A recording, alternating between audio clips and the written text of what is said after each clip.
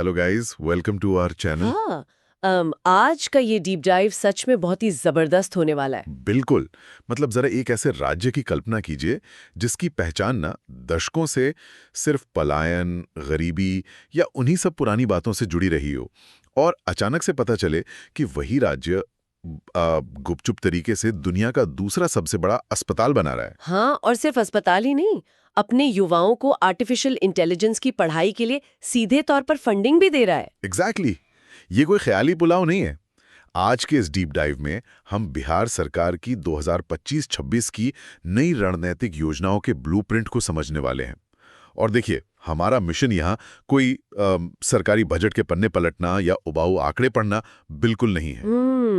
Right, हम इसे iceberg model से समझेंगे। हाँ, आइसबर्ग मॉडल, यानी सतह के ऊपर जो नीतियां हमें एकदम साधारण दिखती है ना, हम उनके नीचे गहराई में जाकर उस असली रणनीतिक मशीनरी को डिकोड करेंगे, जिसे लोग अब एक मौन क्रांति या साइलेंट एवोल्यूशन का नाम दे रहे हैं। ये वास्तव में एक बहुत ही दिलचस्प विरोधाभास है।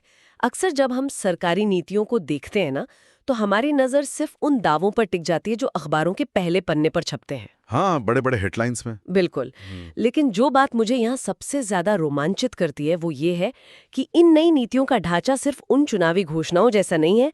अगर हम इसे एक अर्थशास्त्री के नजरिए से देखें, या उनके नजरिए से जो कॉम्पिटिटिव एग्जाम्स की तैयारी कर रहे हैं। हाँ, जैसे बीपीएससी वगैरह, उनके लिए ये समझना बहुत जरूरी है कि यहाँ बफर इनकम और ग्लोबल स्किल बिल्डिंग जैसे आधुनिक आर्थिक सिद्धांतों को जमीनी स्तर पर लागू किया जा रहा है। ये सिर्फ आंकड़े नहीं है, ये समाज की जड़ों में बदलाव लाने की कोशिश है। सही बात है। और जाहिर सी बात है कि अगर किसी पूरी व्यवस्था के डीएनए को बदलना है तो शुरुआत तो बिल्कुल जड़ों से ही करनी होगी।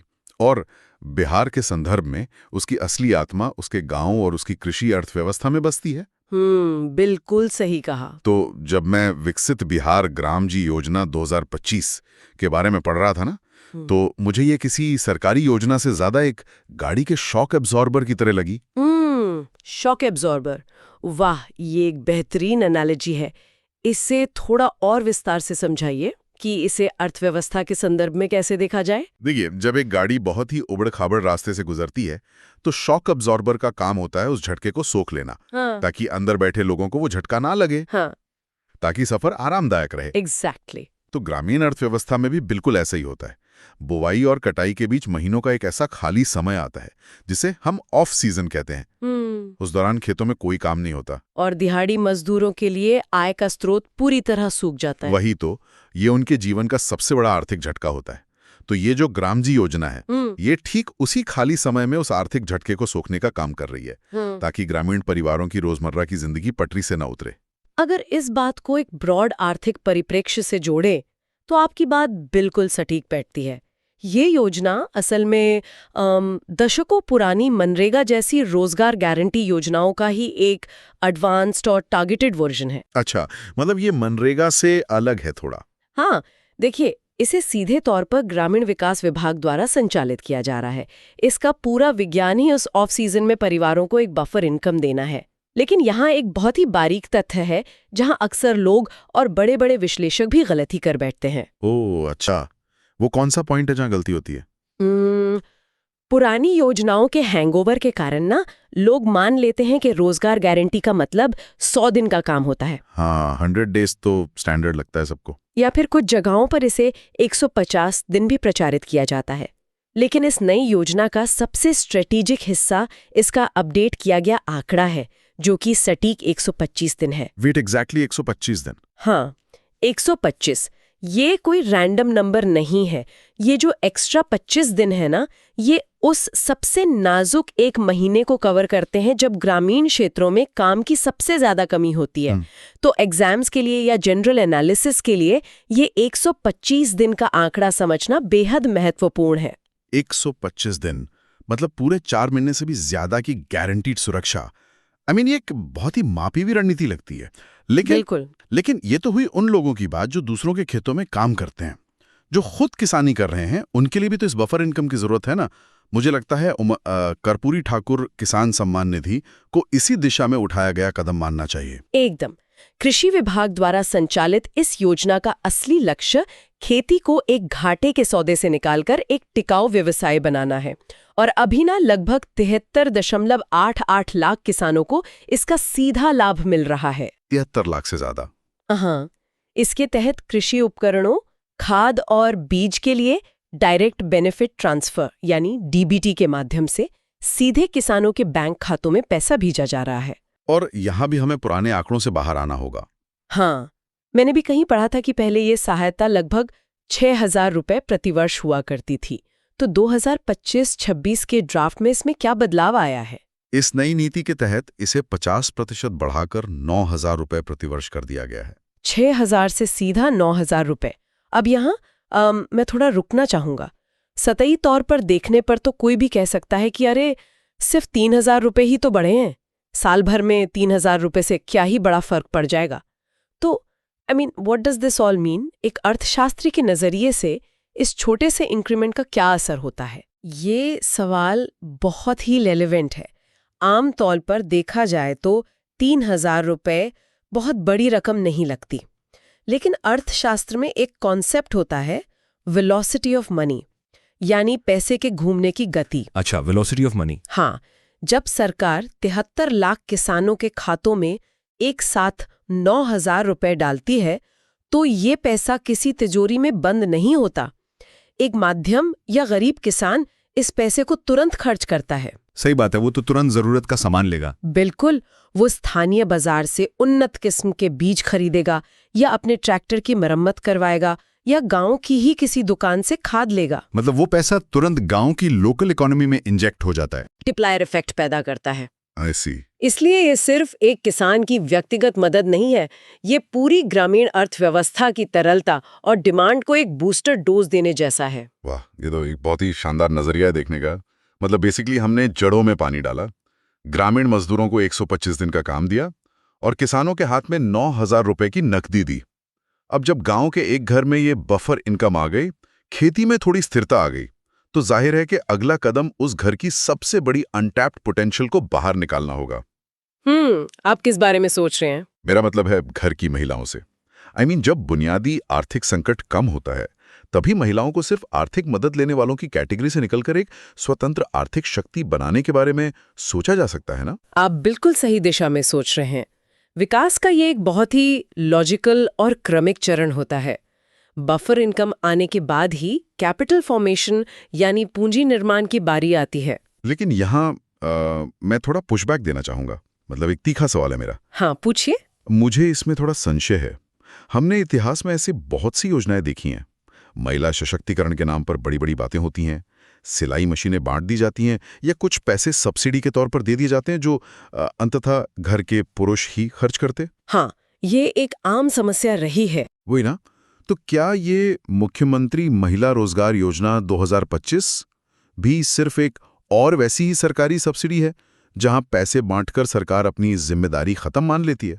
देखिए, ये एक बहुत ही जायज संशय है और इतिहास गवाह है कि बिना सोचे समझे बांटे गए पैसे अक्सर व्यर्थ जाते हैं। लेकिन मैं यहाँ आपके इस संशय को चुनौती देना चाहूंगी, क्योंकि इस योजना का जो डिजाइन है वो पुराने मॉडल से बिल्कुल अलग है। अलग कैसे है? इसका मुख्य उद्देश्य महिलाओं को बेनिफिशियरी या लाभार्थी की श्रेणी से निकालकर माइक्रो एंटरप्रेन्योर्स यानी सूक्ष्म उद्यमी की श्रेणी में लाना है। और इसका सबसे बड़ा सबूत वो तथ्य है जिसे अक्सर मीडिया में नजरअंदाज कर दिया जाता है। कौन सा तथ्य? ये योजना राज्य की सभी महिलाओं के लिए खुली हुई नहीं है। वेट, सभी के लिए नहीं है? ये तो अजीब बात है। अगर ये महिला रोजगार योजना है तो इसे सबके लिए क्यों नहीं रखा गया? फिर ये असल में है किन के लिए? हाँ, यही तो सबसे सोची समझी रणनीति है। ये विशेष रूप से केवल उन 1.56 करोड़ महिलाओं के लिए है जो समाज कल्याण और ग्रामीण विकास विभाग के तहत जीविका नेटवर्क से जुड़ी हुई हैं। अच्छा, जीविका महिलाएं, मतलब वो सेल्फ हेल्प ग्रुप्स जो पहले से ही गांव में सक्रिय हैं। बिल्कुल। देखिए, सरकार किसी भी रैंडम व्यक्ति को बिजनेस शुरू करने के लिए पैसे नहीं दे रही है। जीविका नेटवर्क से जुड़ी महिलाओं ने पिछले कई सालों में एक अनुशासन सीखा है। हाँ, वो ग्रुप्स में सेविंग करती हैं। एग्जैक्टली वो बचत करती हैं, एक दूसरे को छोटे लोन देती हैं और पैसे का प्रबंधन जानती हैं। तो सरकार असल में इस पहले से स्थापित ट्रस्ट नेटवर्क और फाइनेंशियल लिटरेसी का फायदा उठा रही है। सरकार कह रही है कि जो महिलाएं पहले से ही ऑर्गेनाइज्ड है, अब उन्हें हम बड़ा व्यवसाय शुरू करने के लिए सीधे पूंजी देंगे। हो, अब मैं समझा। चलिए इसे थोड़ा और प्रैक्टिकल होकर सोचते हैं। मतलब सरकार ने पहले उन्हें फाइनेंशियली लिटरेट बनाया और अब उन्हें उद्यमी बना रही है। लेकिन कोई भी सामान बना लेना आसान होता है, उसको बेचना सबसे मुश्किल काम है। एक गांव की महिला उद्यमी अपने प्रोडक्ट्स बेचेगी कहाँ? और यहीं पर इस नीति का सबसे रेवोल्यूशनरी हिस्सा आता है। उन्हें सिर्फ पूंजी नहीं दी जा रही है, बल्कि उन्हें एक पूरा बाजार तंत्र दिया जा रहा है। बाजार तंत्र? कहाँ पर? पटना में महिला हाट स्थापित किया गया है। इसके जरिए इन ग्रामीण महिलाओं को डायरेक्ट टू कंज्यूमर यानी D2C मॉडल से जोड़ा जा रहा है। वो अपना उत्पाद, चाहे वो हस्तशिल्प हो या प्रोसेस्ड फूड, सीधे ग्राहकों को बेचेंगी। अरे वाह! हाँ, बीच के सारे बिचौलिए जो मुनाफे का 40 से 50% खा जाते थे, उन्हें सिस्टम से हटा दिया गया है। ये तो बिल्कुल किसी मॉडर्न स्टार्टअप के D2C मॉडल जैसा ही है। मतलब एक महिला जो खुद का मुनाफा कमा रही है, वो न सिर्फ अपना बल्कि अपने बच्चों का पूरा फ्यूचर बदल सकती है। लेकिन अगर हम थोड़ा व्यावहारिक रूप से सोचें तो कोई भी महिला उद्यमी तब तक अपना पूरा समय और एनर्जी अपने बिजनेस में नहीं लगा सकती जब तक वो पब्लिक स्पेसेस में खुद को सुरक्षित महसूस ना करे। 100% सहमत। आर्थिक स्वतंत्रता और सामाजिक सुरक्षा एक ही सिक्के के दो पहलू हैं, और यहीं पर 7 निश्चय 3 के तहत लाई गई पिंक इनिशिएटिव 2026 की भूमिका सबसे अहम हो जाती है। राइट, पिंक इनिशिएटिव, इसके बारे में काफी चर्चा है। हाँ, जब महिलाएं काम के लिए घरों से बाहर निकलेंगी तो पब्लिक इंफ्रास्ट्रक्चर का उनके अनुकूल होना अनिवार्य है। हालांकि जब लोग इस पिंक पहल के बारे में पढ़ते हैं ना, तो अक्सर वो इसके 2 अलग-अलग हिस्सों को आपस में मिला देते हैं, जिससे स्कीम का असली इम्पैक्ट समझने में भूल होती है। किस तरह की भूल? क्या लोग इसे सिर्फ पिंक बसों तक सीमित मान लेते हैं? हाँ, बिल्कुल यही होता है। इस इनिशिएटिव के 2 बिल्कुल अलग स्ट्रैटेजिक हिस्से हैं, पिंक बसें और पिंक टॉयलेट्स। लोग अक्सर सोचते हैं कि दोनों या तो पूरे राज्य में लागू हैं या फिर दोनों सिर्फ कुछ बड़े शहरों में हैं। लेकिन सच्चाई ये है कि 100% महिलाओं द्वारा संचालित पिंक बसें केवल 3 प्रमुख शहरी केंद्रों में चलाई जा रही हैं। और वो 3 शहर कौन से हैं? पटना, गया और भागलपुर। बस इन 3 शहरों में क्यों? पूरे राज्य में क्यों नहीं? क्योंकि ये 3 शहर राज्य के सबसे बड़े कमर्शियल और एजुकेशनल हब हैं। यहाँ महिलाओं का डेली कम्यूट सबसे ज्यादा होता है। लेकिन इसके विपरीत जो पिंक टॉयलेट्स हैं, उनका निर्माण राज्य के सभी 38 जिलों के लिए स्वीकृत किया गया है। अच्छा, तो टॉयलेट्स पूरे स्टेट में हैं? बिल्कुल, क्योंकि स्वच्छ और सुरक्षित पब्लिक टॉयलेट एक बुनियादी मानवीय गरिमा का सवाल है जो सिर्फ बड़े शहरों तक सीमित नहीं हो सकता। ये अर्बन मोबिलिटी और यूनिवर्सल हाइजीन के बीच का एक बहुत ही स्पष्ट और लॉजिकल डिवीजन है। ये सच में एक बहुत ही बारीक लेकिन क्रूशल अंतर है। पिंक बसें मुख्य रूप से शहरी वर्कफोर्स के लिए हैं, जबकि पिंक टॉयलेट्स पूरे राज्य की महिलाओं की डिग्निटी और हेल्थ के लिए हैं। और अगर हम महिलाओं से जुड़े सामाजिक और व्यावहारिक परिवर्तन की बात कर ही रहे हैं, तो समाज कल्याण विभाग की कन्या विवाह योजना का जिक्र किए बिना यह तस्वीर अधूरी सी लगेगी। हाँ, ये एक बहुत ही पावरफुल पॉलिसी टूल है। बाल विवाह किसी भी समाज की अर्थव्यवस्था को दशकों पीछे धकेल देता है, क्योंकि एक कम उम्र की लड़की हमेशा के लिए एजुकेशन और वर्कफोर्स से बाहर हो जाती है। सही बात है। और ये योजना उसको रोकने के लिए है, राइट? हाँ, ये योजना विवाह पंजीकरण को बढ़ावा देने और बाल विवाह रोकने का एक अचूक हथियार है। इसकी पात्रता की शर्तें बहुत क्लियरली और कड़ाई से लागू की जाती हैं। परिवार का BPL यानी गरीबी रेखा से नीचे होना जरूरी है और युवती की आयु कानूनी रूप से 18 वर्ष से अधिक होनी चाहिए। मुझे याद है कि इस योजना को लेकर लोगों के बीच काफी कंफ्यूजन रहती है। कहीं कहीं सुनने में आता है कि सरकार इसमें 10,000 रुपए या उससे ज्यादा की सहायता देती है। ये ना एक बहुत ही आम गलतफहमी है जो अक्सर बढ़ा चढ़ाकर की गई बातों से जन्म लेती है। आधिकारिक और सटीक सहायता राशि ठीक 5,000 रुपए ही निर्धारित है और ये राशि सीधे उस बेटी या परिवार के बैंक खाते में ट्रांसफर की जाती है। ठीक 5,000 रुपए। अब यहाँ भी कोई आराम से पूछ सकता है कि भाई साहब आज के ज़माने में 5,000 रुपए से कौन सी शादी होती है। लेकिन अगर मैं इसे सही ढंग से समझ पा रहा हूँ तो ये 5,000 रुपए शादी का खर्च उठाने के लिए तो बिल्कुल नहीं है। ये शायद सिर्फ एक शगुन या इंसेंटिव की तरह है। एग्जैक्टली, आपने बिल्कुल सही पकड़ा है। ये बिहेवियरल इकोनॉमिक्स का एक बेहतरीन उदाहरण है। ये 5,000 रुपए एक आर्थिक प्रोत्साहन है जो माता पिता को ये सोचने पर मजबूर करता है कि अगर वो अपनी बेटी की शादी कानूनी उम्र के बाद और पूरे रजिस्ट्रेशन के साथ करते हैं तो राज्य उन्हें आर्थिक रूप से पुरस्कृत करेगा। हाँ, मतलब उनका माइंड चेंज करने के लिए। हाँ, ये समाज की उस मानसिकता को बदलने का एक तरीका है जो लड़कियों को बोझ समझती है। वाह, तो अब तक की हमारी इस चर्चा में ना एक बहुत ही क्लियर फ्लो नजर आ रहा है। हमने खेतों में कैश पहुंचाया जिससे गांव का बाजार चला, फिर हमने महिलाओं को सूक्ष्म उद्यमी बनाया और उनके बाहर निकलने के लिए एक सुरक्षित माहौल तैयार किया।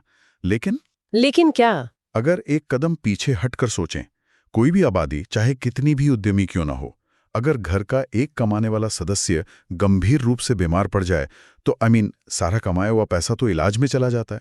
एक बीमार आबादी कभी भी एक वर्ल्ड क्लास इकोनॉमी नहीं बना सकती। ये तो एक अकाट्य सत्य है। वर्ल्ड हेल्थ ऑर्गेनाइजेशन का भी यही मानना है कि जो आउट ऑफ पॉकेट मेडिकल खर्च होता है ना, जो लोग अपनी जेब से देते हैं, वही पैसा वो डेवलपिंग सोसाइटीज में लोगों को वापस गरीबी में धकेलने का सबसे बड़ा कारण होता है। किसी भी विकसित राज्य की असली पहचान उसके अस्पतालों की क्षमता और बीमारियों को रोकने की इसकी ताकत से ही होती है। और शायद यही कारण है कि जब मैंने PMCH यानी पटना मेडिकल कॉलेज और अस्पताल के नए एक्सपेंशन प्लान के बारे में पढ़ा तो मैं सच में हैरान रह गया। Here's where it gets really interesting. हाँ, उसका स्केल बहुत मैसिव है। बिल्कुल, ये सिर्फ किसी अस्पताल में एक नई विंग जोड़ने या कुछ ईंट पत्थर लगाने का काम नहीं है। जिस लेवल की बात यहाँ हो रही है वो तो ऐसा है जैसे आप रातों रात अपने शहर के एक लोकल अस्पताल को दुनिया के सबसे बड़े मेडिकल हब में अपग्रेड कर रहे हो। ये सिर्फ स्टेट के लिए नहीं बल्कि पूरे देश के लिए एक ह्यूज स्टेप है। आपका ये आश्चर्य बिल्कुल जायज है। इस परियोजना का स्केल सच में विशाल है। स्वास्थ्य विभाग द्वारा किए जा रहे इस बड़े विस्तार के पूरा होने के बाद बेड्स की कुल संख्या के आधार पर PMCH दुनिया का दूसरा सबसे बड़ा अस्पताल बन जाएगा। दुनिया का दूसरा सबसे बड़ा अस्पताल, मतलब ये सिर्फ एक क्लेम नहीं है, ये तो एक बहुत बड़ा कमिटमेंट है। हाँ, और जो लोग पब्लिक हेल्थ इंफ्रास्ट्रक्चर को क्लोजली स्टडी करते हैं उन्हें इसका सटीक आंकड़ा जरूर पता होना चाहिए। इस विस्तार के बाद इसकी कुल क्षमता 5,462 बेड्स की होगी। वेट, 5,462? हाँ, अक्सर लोग इस संख्या को 4,500 या 5,600 मानकर आगे बढ़ जाते हैं, लेकिन 5,462 बेड्स का मतलब है कि हर दिन हजारों गंभीर मरीजों का इलाज एक ही जगह पर हो सकेगा। इसका सबसे बड़ा और डायरेक्ट असर तो ये होगा कि जो लोग कैंसर या हार्ट सर्जरी जैसी गंभीर बीमारियों के इलाज के लिए एम्स दिल्ली या दूसरे राज्यों की तरफ पलायन करने को मजबूर थे, उनका वो मेडिकल माइग्रेशन पूरी तरह रुक जाएगा। बिल्कुल सही कहा। लेकिन स्वास्थ्य का मतलब सिर्फ बीमार पड़ने पर इतने बड़े अस्पताल में जाना थोड़ी है। बीमार पड़ने से बचना ही तो असली हेल्थ है ना। एग्जैक्टली। और यही वो जगह है जहां लोक स्वास्थ्य यंत्रिकी विभाग यानी PHED का जल जीवन मिशन तस्वीर में आता है। लोग अक्सर घर के नल के पानी को सिर्फ एक कन्वीनियंस या सुविधा मानते हैं, लेकिन असल में ये एक सबसे बड़ा पब्लिक हेल्थ इंटरवेंशन है। ये बहुत ही दिलचस्प एंगल है।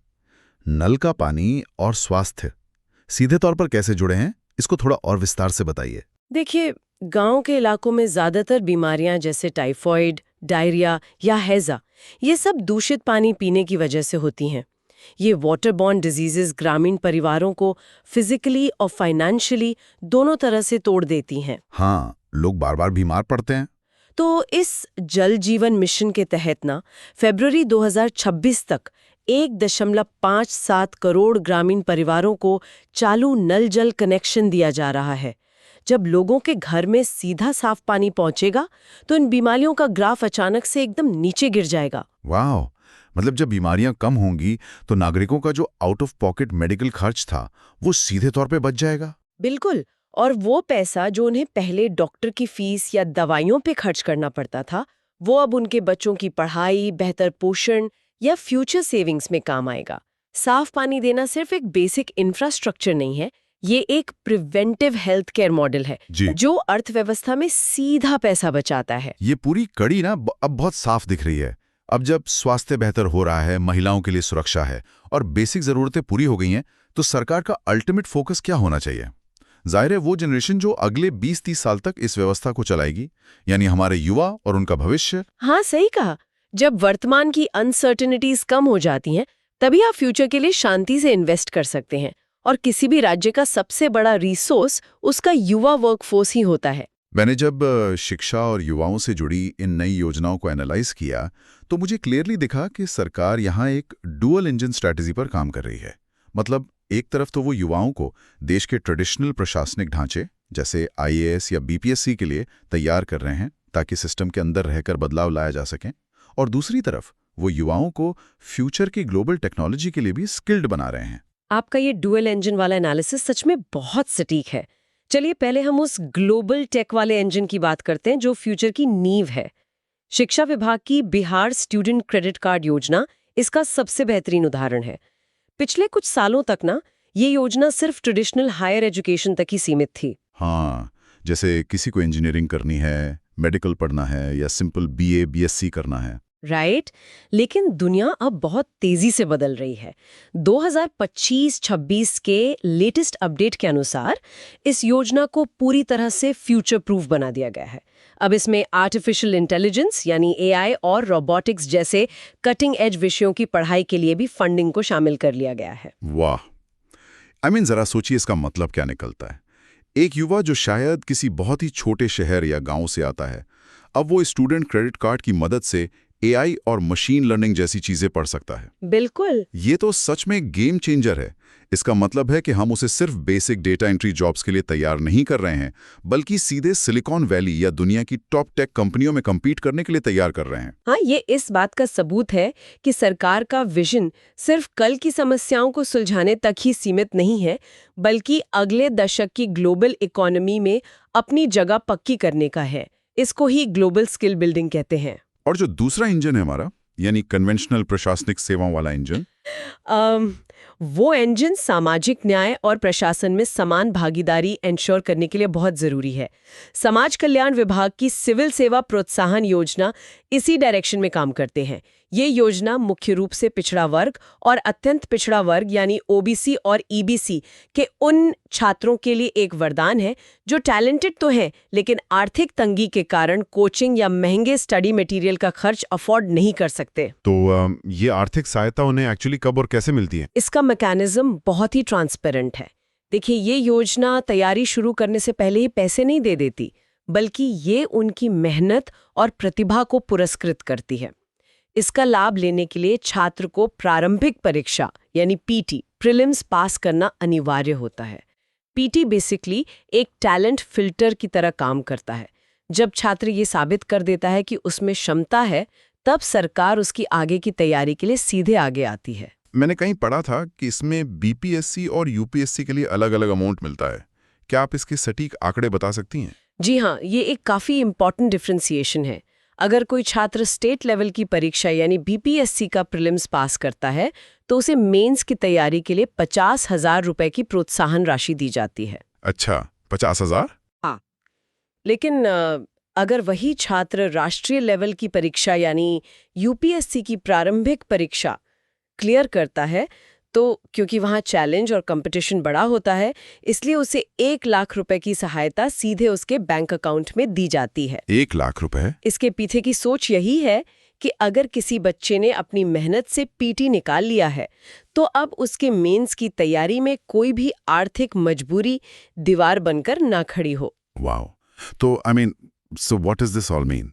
अगर हम इन सब बातों को आज एक साथ रखकर देखें, तो इस डीप डाइव से एक बहुत ही बड़ी और क्लियर पिक्चर उभर कर सामने आती है।